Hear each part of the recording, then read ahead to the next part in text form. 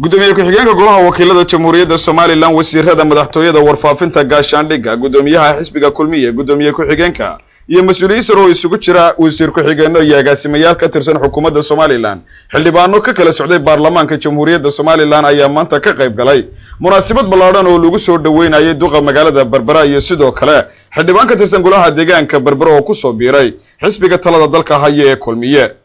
munaasabadaasi lagu soo dhaweynayay labadaasi xildhibaan ayaa lagu qabtay hotel Mansour ee magaalada Berbera iyadoo dadweyne aad u tiro badan oo u badnaa taageerayaasha xisbiga kulmiye ay ka soo qayb galeen munaasabadaasi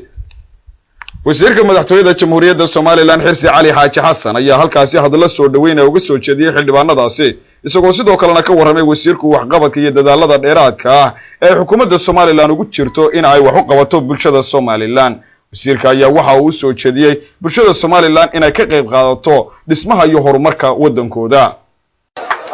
marka labaad waxaan jecelahay inaan kelmad ka iraado sababta ku kaliftay Cabdishakuur iyo Cabdirashiid way sheegeeno si wanaagsan baan uga shaqeynaa waxay arkeen inay mucaaradnimadii xaasidnimo iyo waxa weeyaan wadooyin la sameyn yaan madaar la sameyn way ka dadkii mucaaradka ah intay wax ku mucaaradaan waaye ay ka bacayaan horumarkii dalka waxa muuqatay oo caday in maalmihii dawladda la ansixiyay xeerkii takaalifta wadooyinka horumarinta wadooyinka inay qaar badan oo mucaaradka ah isku dayeen inay ka hor yimaadaan bulshada si qaldan ugu sawireen waxaan leenahay wadooyinka lagu sameynaya qofka wadooyinka ku mucaaradaya ee la dagaalamaya ee beenta sheegaya xoolaha la boobaya isaga qalbigiisa ku jirta inuu xoolo booba isaga himiladiisu tahay inuu xoolo booba isaga aragtidiisa tahay inuu dadka dhaca laakiinse waxay cadiino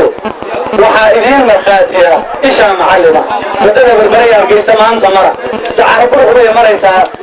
wanaajintii iyo sameyntii la sameeyay haddaan nabad qabnaa Berbera ku keenay insha Allah ta'ala sidoo kale kuma yaqaan sidoo kale meel aan dhagax dhignay kuwa ayda ka dhigay horumarkii la dhagaxyaha meel la dhigay wadada Ceerigaa oo samaysan ayay narki doontaan insha Allah ta'ala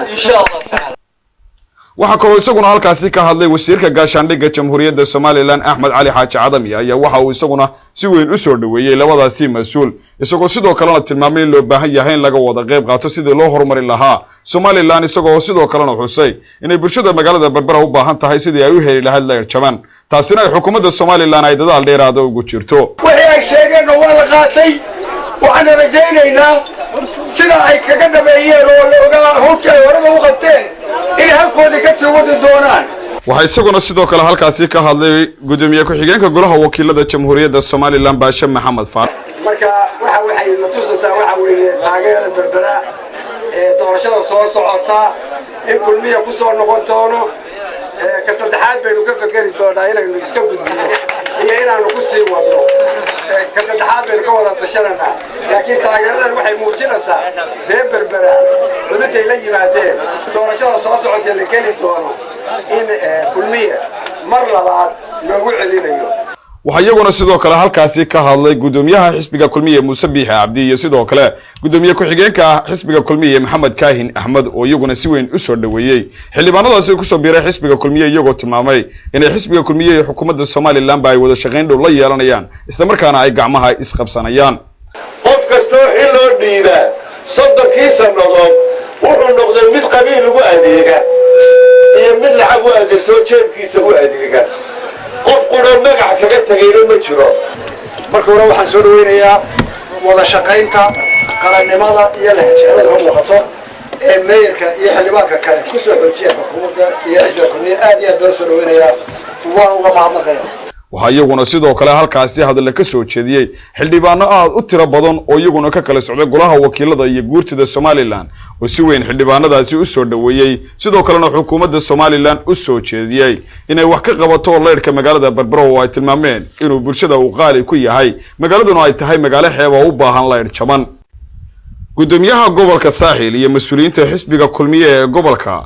dad isugu jira salaadiin cuqaal waxgarad aqoon-yahano iyo dad marti sharaf oo ka soo qayb galay munaasabadaasi ayaa iyaguna si weyn u soo dhaweeyay xildhibaanadaasi maanta ku soo biiray xisbiga talada waddanka haya ee kulmiye waxay sidoo kale dadweynahaasi ay xukuumadda Somaliland ay ku hambalyeeyeen waxqabadka iyo dadaalada dheeraadka ah ee ay la timi muddadaasi ay xilka haysay labadaasi xildhibaan ee munaasabada loo qabtay duqa magaalada Berbera iyo sidoo kale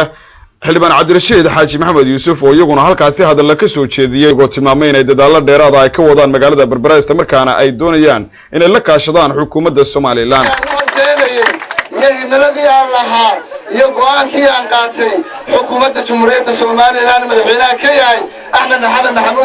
سيرايو سياسة بايدي واحد نقطة سياستي ما أنت